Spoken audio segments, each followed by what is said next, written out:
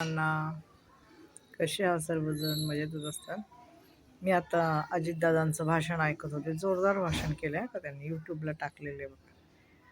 की हार आणतात, हाराची पिशवी तिथंच ठेवतात.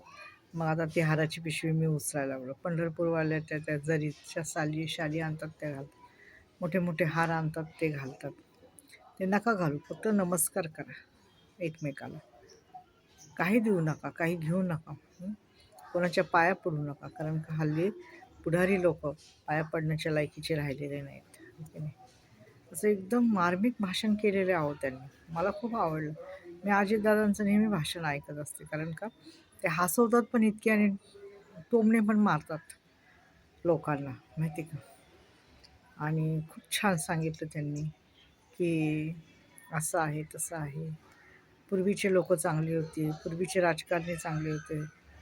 त्यांच्या पाया पडल्या तर चालेल. आपल्या गुरुच्या पाया पडा, आपल्या आईवडिलांच्या पाया पडवा, पाया पडा, पण दुसऱ्यांच्या पाया पडू नका. कारण का ते लाचारी वाटते हो एखाद्याच्या पाया पडलं. कारण का त्याच्याकडून राजकारणी लोकांच्या तर मुळीच पाया पडू नका असं त्यांनी स्पष्टच बोललेलं आहे. कारण हल्लीचे राजकारणी तेवढ्या लायकीचे राहिले नाही. मस्त एकदम मला इतकं आवडलं आणि मी खूप हसले पण. आणि दादा काय करतात, ती हाराची पिशवी ते हार आणतात, हार घालायला हार आणतात, हाराची पिशवी तिथंच टाकतात. मग ते दादा पहिले हाराची पिशवी उचलतात. मग दादाला म्हणतात, राहू दे ना दादा, उचलतो ना मी असं बोलतात. मग दादा म्हणतो, जर एवढं कळतं तर तुम्ही पहिलंच ते उचलायचं. तर ते म्हणतात की जेव्हा शाली आणतात ना, शालीचं ते लेबल पण काढत नाही, तशाच ठेवलेले असतात. एवढी त्यांना घाई असते. त्यांची एकच इच्छा आहे की तुम्ही मला काही देऊ नका, मी तुम्हाला काही देत नाही, फक्तच नमस्कार करा एकमेकाला, बस.